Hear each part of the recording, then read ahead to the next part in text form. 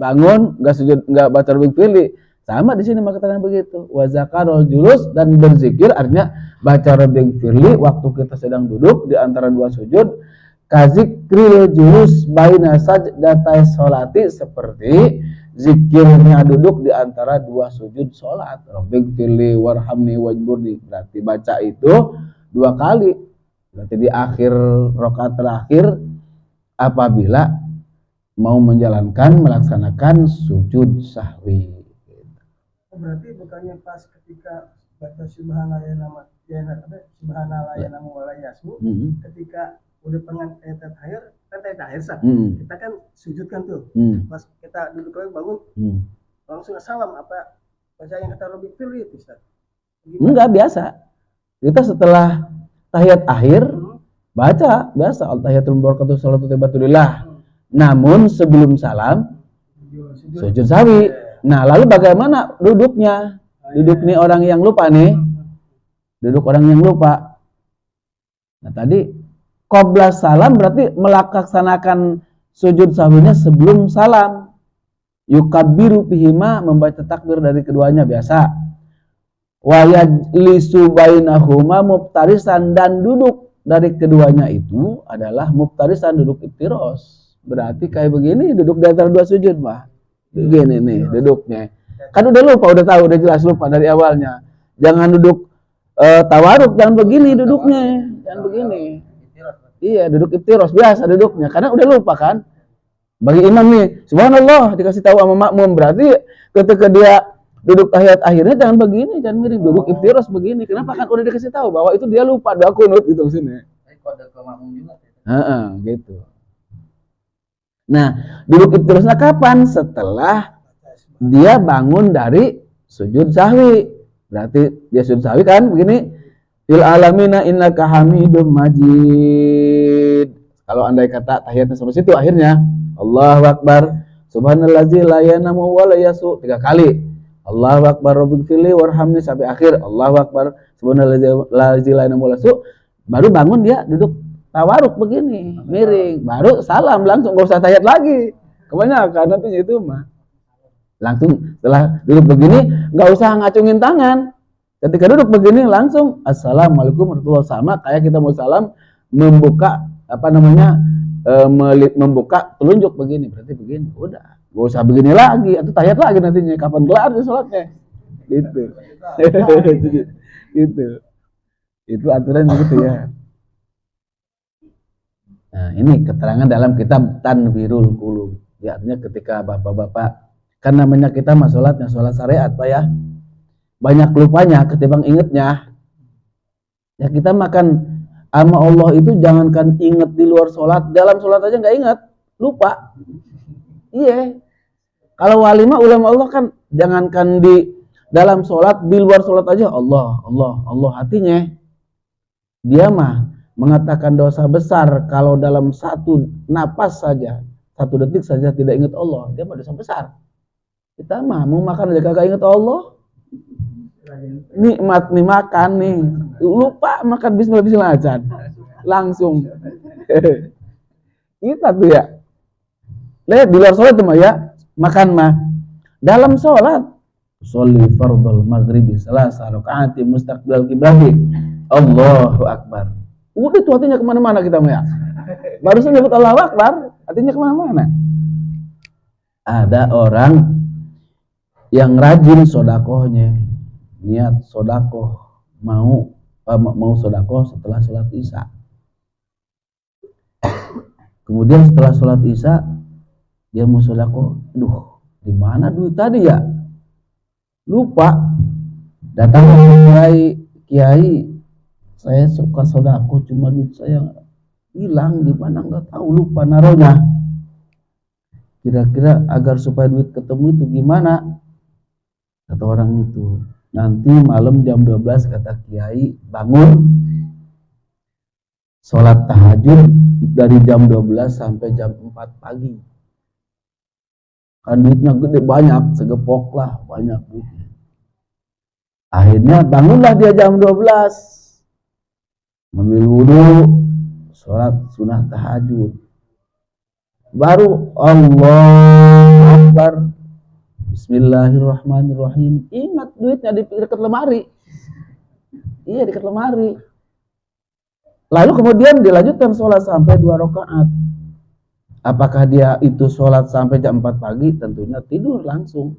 Duitnya udah ketemu. Pagi-pagi ketemu sama Kiai. Kata Kiai, gimana tadi malam sholat sampai jam 4 apa enggak? Sholat tahajudnya? Enggak, Kiai, cuma 2 rakaat doang. Kenapa? Duitnya udah ketemu. Itu berarti solusinya gitu. Kalau kita lupa sholat udah. Misalnya lupa apa kita buru-buru sholat gitu. Itu. Kenapa? Karena itu tadi kita mah sholatnya bukan ngingetin Allah, ingetnya sama urusan dunia. Ketika Allah Akbar ingat dunia, ya ternyata di pinggir lemari duitnya. Memang begitu, kita mah kebanyakan kan begitu. Kenapa? Karena sholat kita itu sholat sahun. Jangankan di luar sholat kita ingat Allah. Setelah sholat pun dalam sholat lupa sama Allah Ta'ala. Ingatnya sama dunia mulu, sama duit mulu. Kita itu pantas enggak kita ngarepin surga Allah? Malu.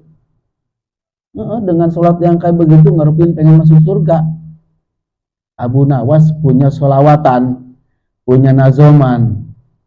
Apa nazomnya? Ilahi lastulil firdausi ahla wala aqwa ala naril jahim fahabli taubatan waghfir zunubi fa innaka ghafiru zambil azimi.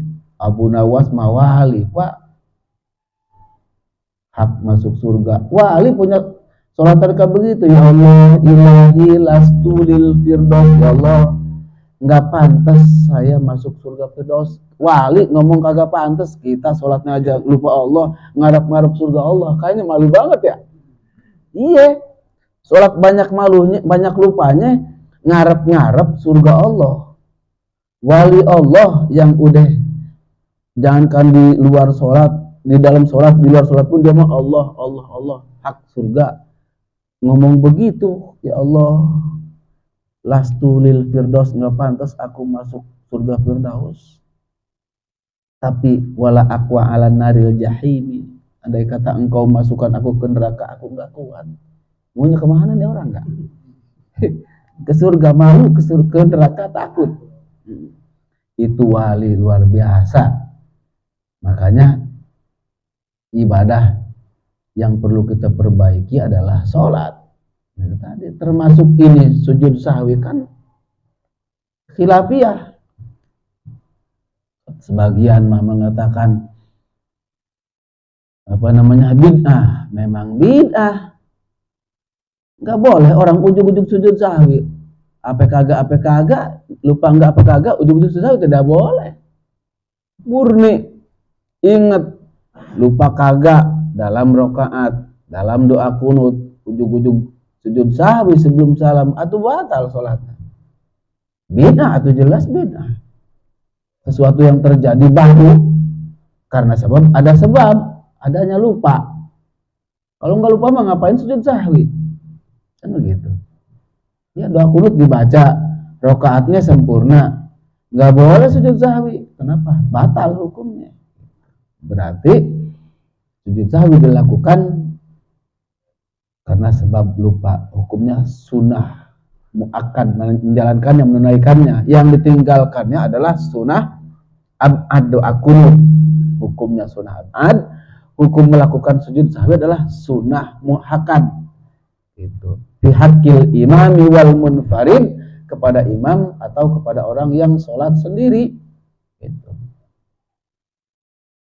ya kayak tadi ya bentuknya ya, biasa duduknya duduk iftiros, kemudian setelah bangun dari sujud sahwi baru duduk tawaruk tanpa melaksanakan atau tanpa membaca tahiyat akhir lagi dan tanpa menunjukkan telunjuk, kemudian langsung mengucapkan salam. Itulah bacaannya, subhanallazi la yanamu wa la yashu, atau subhanallazi atau subhanaman la yanamu wa la yashu, boleh. Jadi ada man di situ kepada Allah, zat lazi kepada Allah, subhana mahsuci Allah, la yanamu yang tidak pernah tidur, wa la yashu dan tidak pernah lupa. Atau kalau Allah lupa mah, kita lagi berdoa kata Allah lupa, maka Allah mah tidak mungkin lupa. Kamakilah ya. Itulah tentang doa kunut yang harus dilakukan sujud sahwi. Hukum doa kunut adalah sunnah abad, atau meninggalkan tasyahudil awali, membaca tasyahud awal. Apa tasyahud awal? Tahiyat awal, rakaat kedua, sholat maghrib, sholat isya namanya tahiyat awal, disebut tasyahud awal tuh. Itu. Kapan tasyahud awal dilakukan? Itu tadi rakaat kedua. Lalu bagaimana cara meninggalkannya? Apabila si imam ataupun sholat sendiri dalam kondisi lupanya badan itu sudah tegak. Perhitungan kalau tengah-tengah berdiri itu kayak kalau kita begini kan tengah-tengah ya. Kalau begini berarti tengah-tengah Pak. Kalau kondisinya dia masih berada di bawah begini nih, baru bangun dari situ berarti turun lagi. Kalau kondisinya dia itu udah begini, berarti udah terusin. Ya misalkan dari sujud nih, dari sujud, bangun dari sujud, aturan tahiyat awal begini, begini. Allah, berarti belum tengah nih. Subhanallah kata yang di belakang, udah turun lagi. Berarti kan begini lagi. Ketika di Allah, udah tengah-tengah begini kan. Berarti ketika subhanallah kata di belakang, langsung pojok aja begini. Nggak usah tahiyat awal. Kenapa? Karena sebab kondisinya di mana dekatnya tuh ke berdiri dengan dekatnya ke duduk. Itu maksudnya. Kalau dekatnya ke berdiri berarti udah kita tadi pertengahan kan begini, pertengahannya nih, pertengahan badan begini. Itu ke bawah berarti ke atas. Ketika dia begini udah subhanallah di belakang kasih tahu bahwa kita nggak baca tasbih, nggak baca doa kunut, langsung aja Allah Akbar. Apalagi udah begini mah subhanallah udah tegak, udah itu mah nggak usah sujud lagi, nggak usah turun lagi. Turun artinya untuk menunaikan tahiyat awal. Bagaimana kalau orang itu udah kayak tadi mau berdiri tegak, tiba-tiba ada yang ngasih tahu subhanallah bahwa dia nggak baca doa kunut, tiba-tiba turun lagi ke bawah, maka batal sholatnya. Itu juga gini nih, Allah subhanallah, tiba-tiba turun lagi tahiyat awal begini, batal sholatnya. Kenapa? Karena udah mau tegak. Maka pokoknya dari tadi patokannya dari sujud ke bawah, bangunnya, maka dia turun lagi ketika ada yang ngasih tahu. Patokannya ya, patokannya. Nah, itu. Nah, berarti ketika dia lupa tasawuf awal, nggak usah tasawuf awal, nggak usah tahiyat awal, langsung ditambal dengan apa? Sujud sahwi, itu maksudnya. Itu solusinya. Jika lupa lagi, kata itu tahiyat awal lupa, sujud sahwi lupa, ya udah itu mah. Risiko ya. Iya. Ya andai kata ini Pak ya. Atau ya terlalu banyak kali problemnya itu mah ya. Hingga sampai lupa semuanya gitu. Atau udah kalau begitu mah Allah kan itu mah dari Allah kan. Sehingga uzurnya sholat itu adalah lupa. Enggak terkena dosa besar orang kalau lupa. Lupa atau ketiduran. Kan ada yang lupa tuh. Lupa sholat gitu kan. Bukan pura-pura lupa atau rakaat gimana? Ya sama. Sama ya? Sama. Lupa rakaat, lupa Fatihah. Fatihah lupa Fatihah. Bismillahirrahmanirrahim. Alhamdulillahirabbil alamin. Arrahmanirrahim maliki yaumiddin. Kita dibaca Alhamdulillahirabbil alamin apa enggak ya? Namanya. Balik lagi tuh ke Alhamdulillahirabbil alamin lagi karena kita yang lupanya Alhamdulillahirabbil alamin. Nah, lalu bagaimana setelah kita tahiyat akhir? Sujud sahwi gitu. Karena kita mengulang. Itu makanya konteks yang wajib mah ketika lupa harus dikasih tahu oleh makmumnya. Namun jangan salah kasih tahu. Cuma doa kunut saja yang membaca subhanallah tasbih. Tapi pada surat tidak boleh baca tasbih. Dan tidak boleh ngingetin. Beda dengan lupa Fatihah. Ini kenapa sih ibu? Oh ya. Kalau lupa Fatihah mah kan ngingetin langsung dengan ayat. Bismillahirrahmanirrahim. Alhamdulillahirabbil alamin. Iyyaka na'budu wa iyyaka nasta'in. Ingetin makmumnya, wajib. Ingetin sama makmum. Wajib. Nyambungin ayat, beda dengan surat. Kalau surat tiba-tiba si imamnya lupa, udah diam aja makmum, tidak boleh ngasih tahu. Kenapa? Karena konteks surat adalah sunnah hayat. Gimana doa kunut? Doa kunut tidak boleh nyambungin ayat ataupun dimulai dari ayat. Bukannya subhanallah, ini mah malah Allahumma hadini, oi. Umpamanya ya batal. Umpamanya itu juga. Nah, berarti yang sunnah itu hanya cukup baca subhanallah. Tapi yang sunnah ayat mah tidak boleh baca subhanallah. Pun sama tidak boleh ngasih tahu lanjutan ayat. Tapi jangan juga ngasih tahu lanjutan Fatihah dengan subhanallah. Alhamdulillahirabbil alamin arrahmanir rahim. Iyyaka na'budu wa iyyaka nasta'in. Subhanallah. Kata imam, apa yang lupa ya? Jadi terusin tuh ayatnya. Apa tadi? Ar-Rahmanir Rahim, ternyata Maliki Yaumiddin. Jangan subhanallah. Wajib ngerti. Kenapa? Konteks surat itu, surat Fatihah adalah wajib. Beda dengan surat Al-Fatihah yang dijadikan sunnah hayat. Kayak begini. Ya baru tobat. Fatihah mah apal nih. Tapi ngedenger. Orang Sunda bilang mah apal jampeun. Ya apa aja ya, apal jampeun gitu. Cuma ngedenger doang. Boleh enggak surat Al-Fatihah dijadikan surat sunnah hayat? Atau boleh. Maksudnya gini. Siratal ladzina an'amta 'alaihim ghairil maghdubi 'alaihim waladdallin. Amin. Gua baca surat yang lain kagak hafal. Ulu kagak hafal. Fatihah lagi akhirnya. Bismillahirrahmanirrahim. Baca biasa lagi alhamdulillah alamin. Giliran iyyaka na'budu wa iyyaka nasta'in kagak apa, lupa. Apakah si makmum wajib mengingetin? Tidak boleh. Kenapa? Konteksnya sudah menjadi sunnah hayat tuh. Yang pertama wajib mengingetin. Kenapa? Karena wajib, karena rukun. Ketika yang kedua si imamnya lupa umpamanya, maka tidak boleh makmum masih tahu kepada imam dengan lanjutan ayat tersebut. Kenapa? Karena sudah menjadi sunnah hayat. Kan boleh asal muasal, Pak. Asal muasal mah kan imam harus lebih pintar dari makmum. Tidak boleh orang fasih bermakmum pada imam yang tidak fasih. Tapi kalau lagi belajar, semuanya belajar, boleh. Kita sama-sama sedang belajar. Lalu bagaimana kita bermakmum pada orang umi? Boleh, dengan catatan sama-sama bodoh. Imamnya pada hari ini ada job di luar semua. Ya, pas gitu sholat maghrib, imam pada nggak ada semuanya. Semuanya orang umi semua, orang bodoh semua, orang kamu semua. Apakah kita sholat tersebut harus dengan cara mufaroqah? Tentunya tidak. Silahkan. Boleh menjadi imam walaupun orang umi yang tadi bacaannya cuma Fatihah doang, suratnya atau boleh. Berarti dengan catatan semuanya sama-sama umi, sama-sama awam.